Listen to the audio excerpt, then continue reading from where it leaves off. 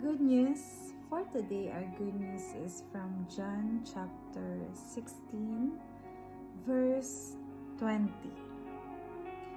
Very truly I tell you, you will weep and mourn while the world rejoices.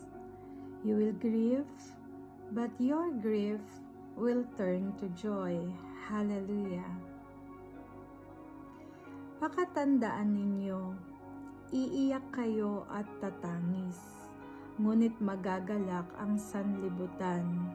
Labis kayong malulungkot, subalit ang inyong kalungkutan ay mapapalitan ng kagalakan. Praise be to God.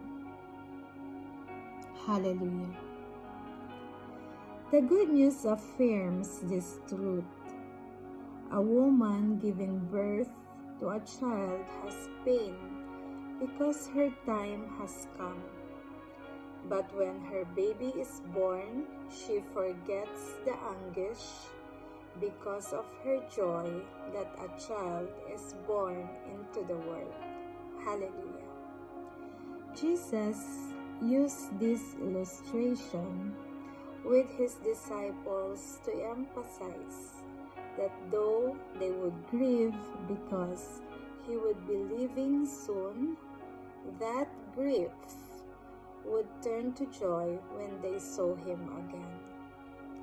Jesus was referring to his death and resurrection and what followed.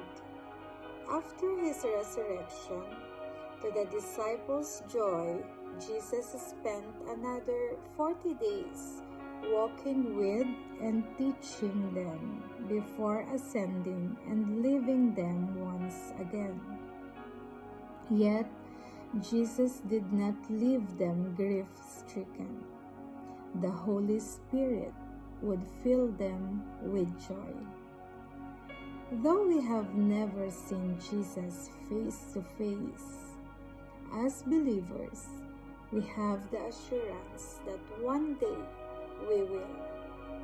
In that day, the anguish we face in this earth will be forgotten. But until then, the Lord has not left us without joy. He has given us His Spirit. One day, our sorrow will be turned to joy. Let's pray. Father, we long to be in your presence, especially when we face pain and sorrow. Yet you have not left us on our own. The Holy Spirit lives within us and gives us joy. In Jesus' name, amen. Have a blessed Tuesday, everyone. Till next good news.